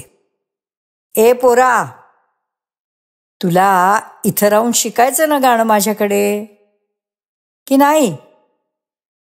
नकुल मुक्या नजरेनं शाळेत जसा बसून राहायचा तसाच इथंही. माधवरावजींवर एकटक नजर. तुला कुठला राग आवडतो ते तरी सांग मला. सौम्य श्यामकल्याण की तुझ्या आईच्या स्पर्शासारखा वत्सल असा यमन? नकुलला ते खुलबू पाहत होते आणि तरीही त्याचा चेहरा निरभ्र आभाळासारखाच होता. अरे नाव काय तुझं? हां, नकुल. त्यांचा स्वर जरा बदलला. मग ते नलावडे सरांना म्हणाले, बाबा रे, कसा संवाद करायचा या मुलाशी? कसा शिकवतोस तू याला? कसं समजायचं मला की माझं गाणं समजतंय नाही? हां, नकुल बोल ना, उत्तर दे. आता आजी लांबून म्हणाल्या. माधवरावजींनी तोंड वळवलं. नंदिनीकडे पाहत ते म्हणाले, आई न तुम्ही या इथं पुढं. सुरेल आहे गाणं तुमच्या मुलाचं. माझं अनुकरण असलं तरी तसंच्या तसं उचलणं सोपं नाही. पण मला माफ करा, आता या टप्प्यावर मी त्याला नाही घेऊ शकत. नंदिनीचा चेहरा एकदम उतरला. आजी देखील क्षणात निराश झाल्या. नाही म्हणजे मी त्याला घेणार, पण अजून 3-4 वर्ष तरी जाऊ देत. गळ्यानं काही गोष्टी कमवायला हव्या आहेत. नी त्याची समजही वाढायला हवी अजून. तो तसा थोडा. नंदिनी अडखळली तर माधवरावजी थेटच म्हणाले, हां, थोडा कमी समज आहे, कळलं, पण ते कारण नाही. ईश्वर काही ना काही प्रत्येकाला भरभरून देऊनच पाठवतो. या अशा मुलांना तर कलेचं स्वर्गीय वरदान असतं लाभलेलं. रक्तासारखं या मुलाच्या शरीरात संगीत वाहत आहे, स्वरज्ञानही उत्तमच आहे. पण तरीही अशी मुलं कलावंत होतात का? पाहिलंय तुम्ही? नाही, आज जरा त्याचा मूड नव्हता ना, आजी म्हणाल्या. आम्ही आशेनं आलो होतो तुम्ही त्याला घ्याल म्हणून. तुमच्यासारख्या ज्येष्ठ गायकानं त्याला शिकवावं. माधवरावजी हसले. जरासा अहंकार सुखावलाही गेला असावा. चेहरा प्रसन्न झालेला. मी या मुलाला शिकवणार हे नक्की, परत सांगतो. पण आता याची जबाबदारी घ्यायची म्हणजे कठीणही वाटतं. थोडा मोठा होऊ दे. नलावडेला मी सांगत जाईन त्याची तालीम कशी घ्यायची ते. ये बाळ, खाली ये. नकुल व्यासपीठावरून खाली आल्यावर माधवरावजींनी त्याला जवळ घेतलं. तू आवडला, तुझं गाणंही. गाणं कधीही सोडायचं नाही, दे वचन. त्यांनी त्याच्यापुढे हात केला. त्याचा हात हाती आल्यावर ते हसले. असं शहाणं व्हायचं, रियाज वाढवायचा. मग त्यांनी नकुलचा घसरलेला चष्मा वर डोळ्यावर सरकवला. नकुलनं न सांगताच नमस्कार केला एकदम. माधवरावजींनी पाठीवर हात ठेवला, हसले. अरे अरे, यशस्वी भव, ये आता. वाड्याबाहेर पडता पडता नंदिनीनं फिरून वाड्याकडे पाहिलं. मग नकुलला ती म्हणाली, तुझ्या सरांनी जमवून आणलं होतं सगळं तर घालवलंस ना. काय बी नसलं तुझं एकदम. पुन्हा आपला अपमान पदरात. तिचा आवाज आर्द्र झालेला. अहो, निराश नका हो, मी आहेच की. आणि गुरुजी खुश आहेत. परत विचारीन ना मी त्यांना. एवढं काय. नलावडे स्कूटर चालू करत म्हणाले. नकुल चेहरा पाडून उभा होता. स्कूटर चालू झाल्यावर तो एकदम खुलला. पुढं होऊन त्यानं हॉर्न वाजवला. मी येऊ तुमच्याबरोबर. आणि मग तो स्कूटरवर बसून गेलाही. मागं वळून नंदिनीकडे पाहात तो पुन्हा पुन्हा हात हलवत होता. तो दिसेनासा झाल्यावर नंदिनीनं हताशपणे सुस्कारा टाकला. आजी गप्प होऊन गेल्या होत्या. रिक्षा मिळत नव्हती. गर्दीचा रस्ता. आपण गाण्यावर भिस्त ठेवली होती. शेवटी त्या गाण्यानंही त्याला दूरच केलं. नंदिनी चालता चालता म्हणाली. असं नको म्हणूस नंदिनी. आजी म्हणाल्या खऱ्या, पण तेवढ्यानंच नंदिनीला उसळायला झालं नेहमीसारखं. मग काय म्हणू? काय दिलं त्या दैवी गाण्यानं त्याला? आजी गप्प झालेल्या. वाटलं नंदिनी म्हणते त्यात काय खोटं आहे. नकुलच्या गाण्यामुळे आपण कायम आश्वस्त होतो आणि नंदिनी ही हळूहळू तशीच आश्वस्त होत गेली होती. पण आपला स्वतःवरचा विश्वास गळून जावा तसंच घडलं हे. माधवरावजींसारखा मोठा कलावंत नकुलला समजून घेताना तोही सर्वसामान्य माणूसच ठरावा. तुमच्यासारखं आणि नकुलसारखं मीही आयुष्याला साधं ने मुख्य म्हणजे भाबडं समजू लागले होते. नंदिनी पुन्हा उद्वेगानं म्हणाली. वाटलं अवघड प्रश्न उमटू लागले मनात की त्याची उत्तरच मुळी सोपी करून टाकायची की झालं. तुम्हाला जमलं तर मला का नाही जमणार? समोर अंधार दिसला तरी नाही, तो प्रकाशच आहे आपण म्हणायचं. हीच तर जिद्द. लक्षातच नाही आलं माझ्या. हा आत्मकेंद्री कलावंत. काय फायदा त्याला माझ्या अशा मुलाला शिष्य म्हणून घेण्यात? बरं झालं सावध केलं त्यांनी मला. ती थांबत नव्हती. जमवून आणलेलं अवसान. आता ती कोसळल्यासारखी झालेली. कसं थोपवायचं हिला, आजींना वाटलं. रिक्षात बसल्यावर नंदिनी जरा शांत झाली. ठीक आहे, करून पाहिले सगळ्या बाजूंनी सगळे प्रयत्न, ध्येय ठेवून पाहिली, धीर धरून पाहिला. आता बस, त्याला वेदपाठशाळेतच घालायचं. त्याचे शाळेचे सर म्हणाले होते तो शेवटचा प्रयत्न. तिथंही नाही जमलं तर घरी बसू दे त्याला, कटकटच नको, निश्चय स्वरात ती म्हणाली. आजी बोलूच शकत नव्हत्या. त्याही हताश होऊन गेल्या होत्या. कोकणचा लाल मातीतला हिरवा निसर्ग, उन्हानं त्याच्यावर पिवळट करडं वृक्ष पण चढलेलं. गाडीच्या वेगाबरोबर नकुलचं गाणं सुरू झालं. वेगाशी त्याच्या गाण्याचं नातच होतं जणू. भावगीत काय, मधूनच अभंग, मधूनच एखाद्या रागातली चीज, सबंध संगीतमय प्रवास. त्याच्या गाण्यानं प्रवास भराभर सरलाही. वेदपाठशाळा गावापासून तशी लांब होती. निसर्गरम्य परिसर होता. झाडच झाडं, फणसाची, आंब्याची, केळीची. चौकशी भवनाजवळ एकच तेवढा अमलताश, पिवळ्या फुलांच्या झुमरांनी लगडलेला. मध्यभागी शुभ्र संगमरवरी गणेश मंदिर, लाल मातीची पायवाट चौकशी भवनापर्यंत जाणारी. जांभ्या दगडात बांधलेली वेदभवन लिहिलेली कौलारू बैठी इमारत. जराशा अंतरावर स्वयंपाकखाना, पुढं वसतिगृह. जमीन बरीच असावी. कुणा मालकानं या शाळेसाठी म्हणून दान केलेली होती. विहीरही होती रहाट बांधलेली. पुढं गोशाळा, 4 गायी होत्या. तिथलं निवांत नीरव वातावरण एखाद्या ध्यानस्थ मुनीसारखं वाटत होतं. विरागी, पवित्र. मुंडण करून चतकोर घेऱ्यात इवल्याशा शेंडीची गाठ ठेवलेली 2-3 मुलं गणेश मंदिराकडे जाताना गाडीकडे वळून वळून बघत होती. चौकशी भवनात गेल्याबरोबर विश्वस्त उठून उभे राहिले. या. मुकुंदानं ओळख सांगेपर्यंतच ते म्हणाले, तुम्ही येऊन गेला होतात, मला आठवलं ना. हा मुलगा का? बाळा, नाव काय रे तुझं? नकुलनं आज त्वरित उत्तर दिलं.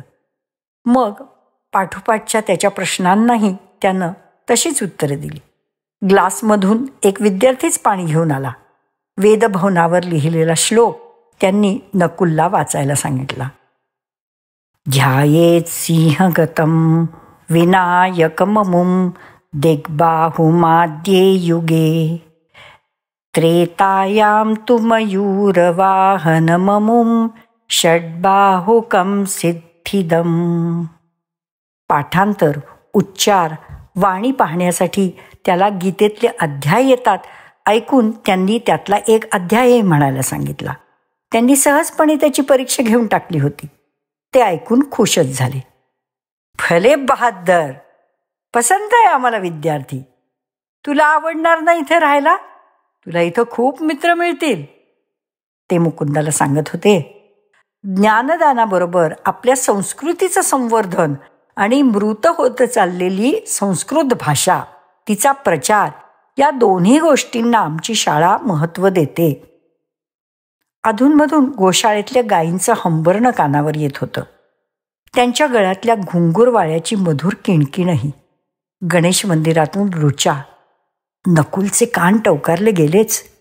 तो उठून बाहेर गेला. काही वेळ तो त्या रुचा ऐकत उभा राहिलेला. आजी अधूनमधून काही विश्वस्तांना विचारत होत्या, चकोट सक्तीचं का वगैरे. नंदिनी मुकुंदा समोर ठेवलेलं माहितीपत्रक चाळत होते. आजींना परिसरही पाहायचा होता. त्या बाहेर आल्या. झाडांखालचा सावलीतला परिसर. गणेश मंदिरातून आता रुचा स्पष्ट ऐकू येत होत्या. कधी न ऐकलेल्या पक्ष्यांच्या मधूनच शिळा. स्वयंपाकघरातून भांड्यांचे आवाज. ओम नमस्ते रुद्रमन्यव उतोत ईशवे नमः. नमस्ते अस्तु धन्वने बाहुभ्यामुतते नमः. आजी, नकुलची गोशाळेतून हाक आली. तो गायींच्या गळ्यातल्या घुंगरांची किणकिण ऐकत उभा होता, एकटाच, मान तिरकी ठेवून. किणकिणीत दडलेल्या सुप्त सुरांचा कानांनी वेध घेत. जवळ जाऊ नको, शिंग मारेल एकदम, आजी म्हणाल्या. छे छे, नकुलकडे कौतुकाने पाहत मागे येऊन उभे असलेले विश्वस्त म्हणाले. गाईला आपल्या संस्कृतीत महत्वाचं स्थान आहे. गोमाता म्हणतात गाईला. माता आपल्या लेकराला थोडीच मारेल मग, नाही का रे नकुल? तुला हात लावायचा आहे गाईला? मला घुंगरू वाजवायचंय तिच्या गळ्यातलं. ते हसले. आमचा नकुल खूप छान गातो, आजींनी सांगण्याची संधी घेतली. असं होय, म्हणूनच त्याला घुंगरू वाजवायचंय. वा वा, बरंच झालं मग. गाणं म्हणजे काय? ईश्वराची आराधनाच की. दर महिन्याला आम्ही या मुलांना प्रवचन म्हणा, कीर्तन म्हणा, नाहीतर भक्तिसंगीत म्हणा ठेवतोच कुणाचं तरी. आता नकुलचं ठेवू. आजींना समाधान वाटलं. त्यांनी काही न सांगता त्यांना मोठाच दिलासा मिळाला होता. माझी इच्छा आहे त्याचं गाणं थांबता कामा नये. आमचा नकुल म्हणजे गाणंच असं समजा. अरे वा, छान इच्छा आहे ही, ते म्हणाले. नंदिनी आणि मुकुंदाही आता गोशाळेत आले होते. तुम्ही नीट पाहिलं ना आमच्या नकुलला? मुकुंदानं सूचकतेने विचारलं. पाहिलं ना, समजलं मला. पण माझ्यापेक्षा तुम्ही का काळजी करता आहात? गीतेमध्ये भगवंतानं मानवाला ममैव अंश म्हटलेलं आहे. म्हणजे काय तर स्वतःचाच अंश. माझे विद्यार्थी मग परमेश्वराचेच अंश झाले ना, त्याचीच कृती. मग यातून तुमच्या नकुलला का वर्ज्य करायचं? नंदिनीच्या डोळ्यात टचकन पाणी आलं. आपल्या नकुलकडे पाहण्याची ही नजर अगदी गाण्यासाठी जन्म घालवलेल्या माधवरावजींचीही नव्हती. मग त्यांनी स्वयंपाकखाना दाखवला, वसतिगृह, वेदभवन. नकुल, तू राहशील ना इथं? जरासं मागं राहून आजींनी त्याला विचारलं. खरंच आवडलं तुला इथं? इथं स्वतः आवरायचं, कपडे धुवायचे. हो, गाणंही मी म्हणेन. गाणं नाही सोडायचं, माधवरावजी म्हणाले होते ना ग, आणि सरांनी मला सांगितलंय. मी म्हणेन ना. माझी पेटी घरीच विसरलो की.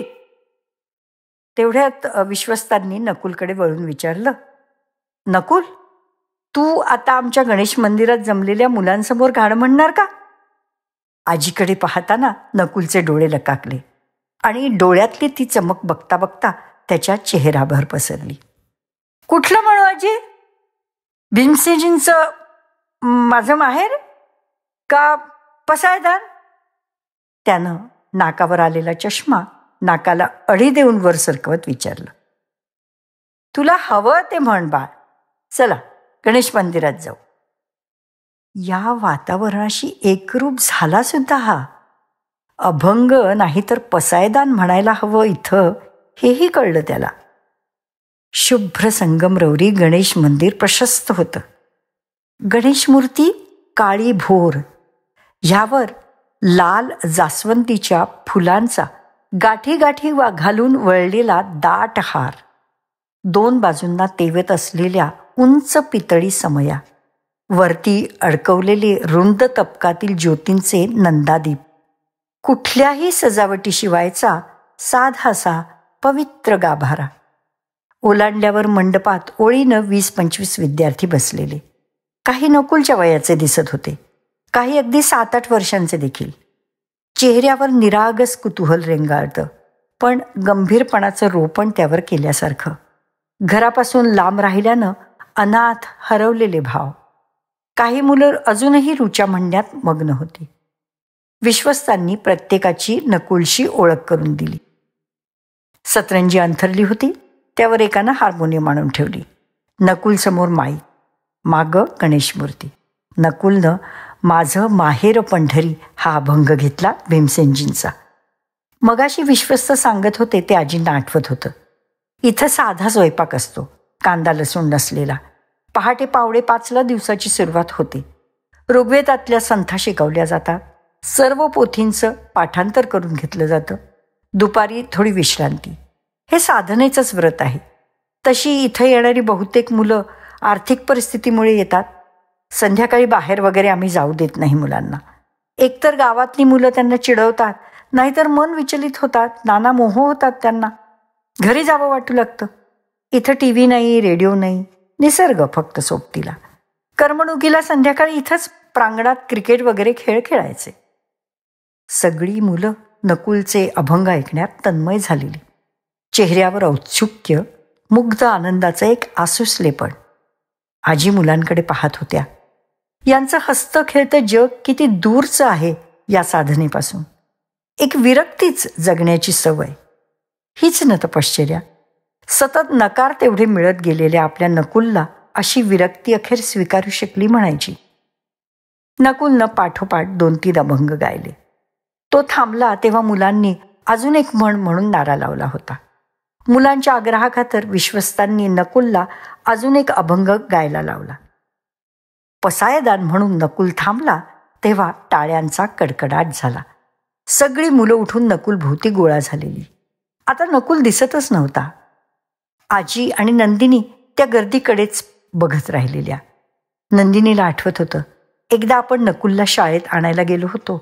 पोर्चमध्ये 1-2 मुलं धावत येऊन म्हणाली, लवकर चला, नकुलच्या आईनं तुम्ही, त्याला तिकडे मुलं चेचतायत. धावतच गेलो तर नकुल भोवती असंच कोंडाळं आणि आत नकुलला दोघं हसत हसत पिटत होती. तो कानावर हात ठेवून मुकाटपणे मार खात होता आणि भोवतालची मुलं फक्त पाहत. किती सोसलंय या मुलांनाही. याचा विचार आपण कधी केला का? त्यानं 1-2दा आपल्यावर केलेलं आक्रमण, त्याच्या वाढत्या शरीरात उसळणारी वादळं, त्याच्या जगात आपण एकमेव स्त्री होतो तसं पाहिलं तर. त्याच्या नजरेचीही मग भीती वाटायची. कधी त्याने आई म्हणून साधलेली जवळीकही नकोशी वाटायची. आपले स्पर्शही मग आक्रसले जायचे. बरोबरीने आई पणही. आता तो एकटा राहील ना तो? नंदिनीच्या डोळ्यात सरसरून पाणी येत होतं. आजी कौतुकानं पाहत होत्या. माधवरावजींपेक्षाही त्याचं गाणं या मुलांमध्ये जास्त रंगलं होतं. मुकुंदाही विश्वस्तांचं कौतुकाचं बोलणं अभिमानाने ऐकत राहिलेला. दुपार होत गेली तसा दमट उष्मा वाढला होता. घामानं अंग चिकचिकीत होऊ लागलं होतं. वेदपाठशाळेतली झाडं मलूल स्तब्ध झालेली. निरोप घेताना विश्वस्त म्हणाले, त्याची शाळेची शेवटची परीक्षा झाली की इथं घेऊन या. महिनाभर आम्ही त्याला ठेवून बघतो. इथं तो कसा रुळेल तेही कळेल, मग प्रवेशाचं बघू. चौकशी भवनासमोरच्या लाल पायवाटेनं सगळे चालत निघाले होते तर मध्येच विश्वस्तांनी थांबून अमलताशकडे बोट दाखवलं. उन्हाच्या भगभगीत काहिलीत तो मात्र मोहरलेला, स्वतःच्या आनंदाच्या बेधुंदीत जसा. त्याची मंद पिवळी नाजूक फुलांची झुंबरं आतुरतेनं हेलकवण्याची वाट पाहत असल्यासारखी. हा अमलताश सगळ्यात वेगळा म्हणून उठून दिसतोय पहा, विश्वस्त म्हणाले. गंमत आहे, सगळी झाडं उन्हानं करपून या उन्हापुढं माना झुकवतात, पण हा मात्र त्या उन्हाला स्वतःच जिरवतो आणि आपलं सामर्थ्य पणाला लावून स्वतःला बहरत ठेवतो. आमच्या सगळ्या मुलांचं हा प्रतीक आहे. प्रतीक? मुकुंदानं विचारलं. बघा, आजच्या भोगवादी संस्कृतीचं तीव्र ऊन सगळ्या जीवनाचं उत्तुंगपण करपवून टाकतंय, खरं की नाही?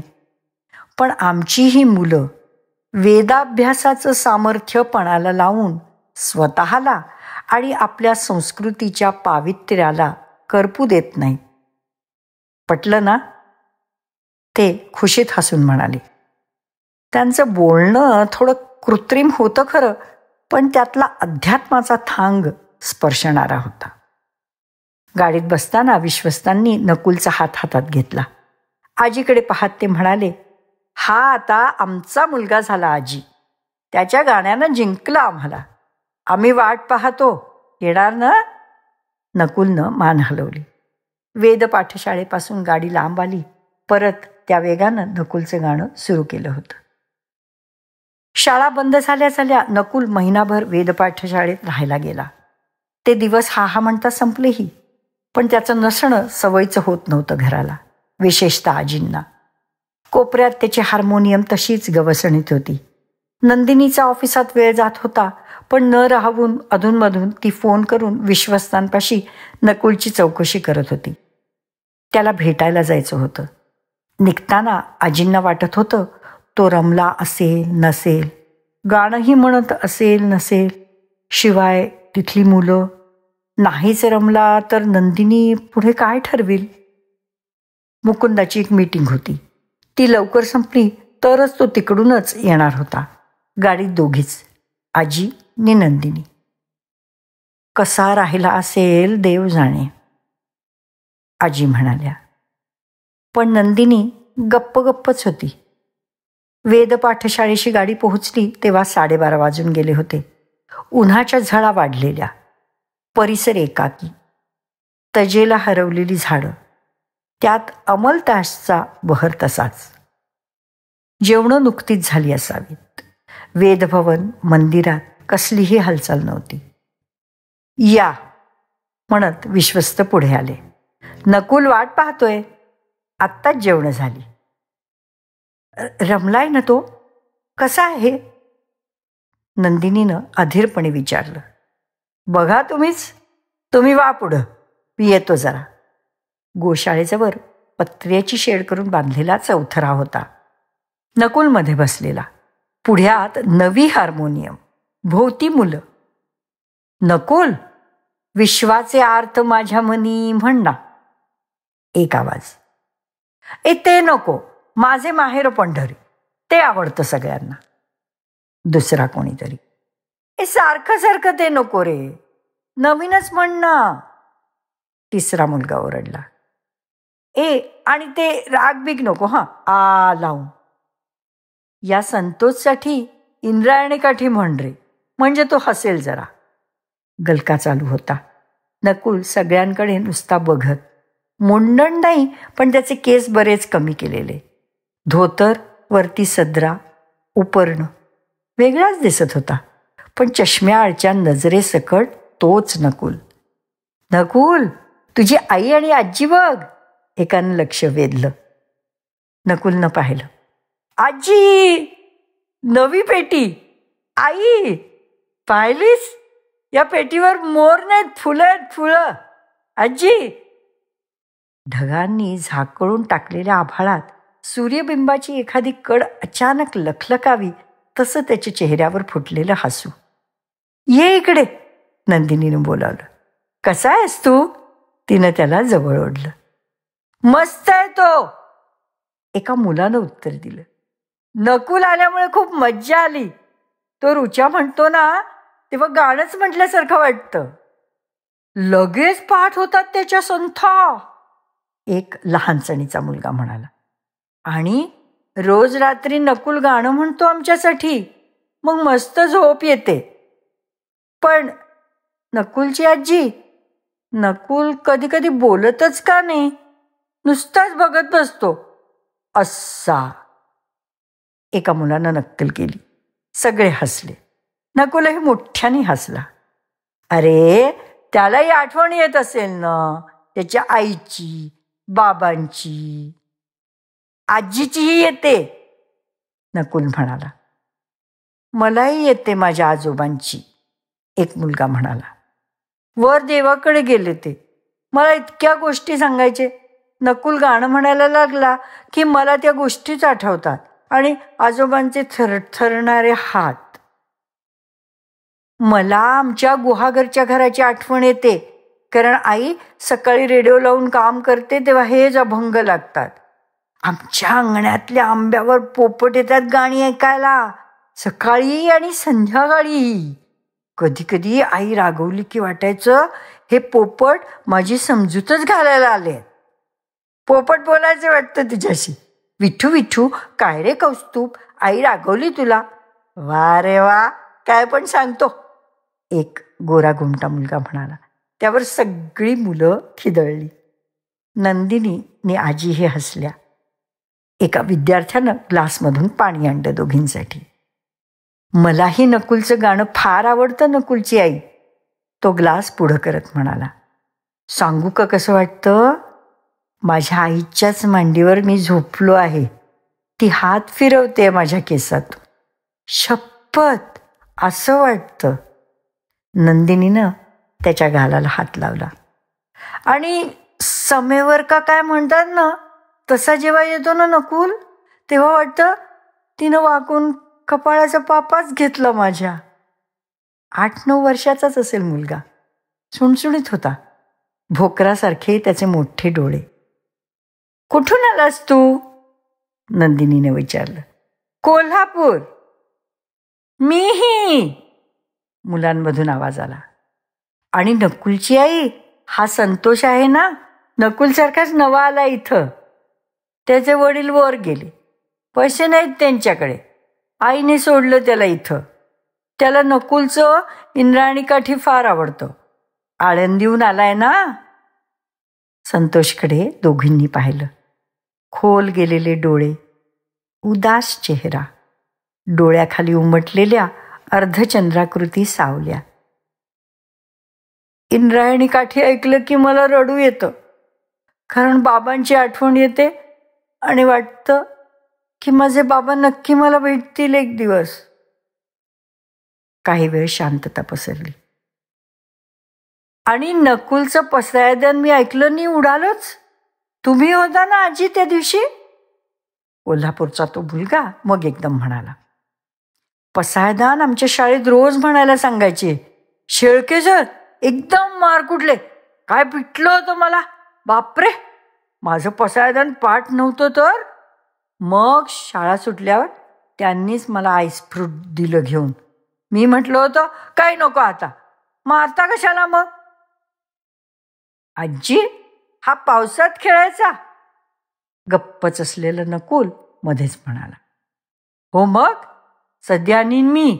आणि मग सध्याची अशीच आजी होती नकुलसारखी. ती खमंग भजी खायला घालायची, सॉलिड. इथं काहीच नाही, ना पावसात खेळायला ना भजी. तो म्हणून गेला आणि मग त्यानं जीभ बाहेर काढली. शेजारच्या मुलानं त्याच्या टकलावर चापट दिली. तेवढ्यात विश्वस्त आले. चला मुलांनो, पळा आता खोल्यातून विश्रांती घ्यायला. खूप झाल्या गप्पा, मग परत पाठांतर चालू करायचंय. मी जाऊ? नकुलनं विचारलं. नकुल गेल्या गेल्या नंदिनीने विचारलं. त्याला स्वावलंबन जमतंय ना? त्रास तर नाही देत तो इथं? नव्हे, त्रास नाही देत. फक्त कधी कधी एकटा एकटा बसतो, नाही मिसळत. स्वावलंबनही जड जात आहे त्याला, नाही असं नाही, पण सगळ्यांनाच जातो हो. लहान असतात ही मुलं, जमेल त्याला हळूहळू. शेवटी ही साधना आहे, मी म्हटलंच होतं ना. आणि पाठांतर कंटाळत तर नाही? त्याचा तर प्रश्नच नाही. एकतर त्याला ते आवडतं, कारण गती आहे त्यात, आणि नाद लय असते ना त्यात. लवकर पाठही होतात त्याच्या संथा. गाणं म्हटलं की पोरग खुश, म्हणून तर शाळेत नवी पेटी आणली. आता परत त्याला घरी केव्हा? आजींनी विचारलं. 2 महिन्यांनी एकदा पाठवतो आम्ही, 4च दिवस. महिन्यानं तुम्ही येऊन भेटू शकताच. इतकी रमून जातात, सवय होते या विश्वाची. त्यांना घराची ओढ वाटते, नाही असं नाही, पण परत इथंच यावंसं वाटतं. दुपार उतरत गेली. निघायची वेळ झाली तरी दोघींचा पाय उचलत नव्हता. नकुलशी बोलताना नंदिनीला वारंवार भरून येत होतं. आजी, गाण्याच्या माझ्या सरांना सांग, मी इथं गाणं म्हणतो ते. माधवराजींनाही सांगायला सांग सरांना. आणि आजी, मी गाणं म्हणतो ना तेव्हा मला तू दिसतेस. तू समोर बसली आहेस. आणि नलावडे सरही आणि पुनर्वसू सरांची आठवण येते ग. मी श्लोक म्हणतो तेव्हा ते गुडगुड म्हणायचे. खरंच? आणि ती मारकुटी मुलं ग, ती सुद्धा आठवतात मला सगळे. नकुलच्या चेहऱ्यावर न मालवलेलं तेच भाबडं हसू फुलासारखं उमललेलं. आणि आई नाही नि बाबा, त्यांची आठवण? नंदिनीनं विचारलं. अगं, मी तर सगळं म्हटलं ना. बरं, बाबा कुठे आहेत? मीटिंग आहे, पण त्यांनी सांगितलंय हा तुला, ते मध्येच येऊन भेटतील. काय? तू नीट राहशील? पुढच्या महिन्यात येते हा. नंदिनीने त्याला कुरवाळलं. आजींनी निघताना त्याचा मुका घेतला. गणेश मंदिराकडे मुलं निघाली होती. त्यांच्यात मिसळत नकुलही सावकाश चालू लागला आणि मंदिरात शिरत तो गडप झालाही. छोट्या पायवटेवरून गेटपर्यंत आजींची नंदिनीची पावलं थपकत पडत होती. पुन्हा पुन्हा आजी मान वळवून बघत होत्या. मध्येच आजींचं लक्ष कोपऱ्यातल्या त्या अमलताशकडे गेलं, त्याच्या लिंबोणी पिवळ्या झुमरांकडे. त्याच्यावरचे उन्हाचे सांडलेले कण हल्ले होते. रमला नकुल. गाडीत बसल्यावर नंदिनीने डोळे पुसले. तो रमला तरी वाईटच वाटलं. एकदा वाटलं खरंच रमला की.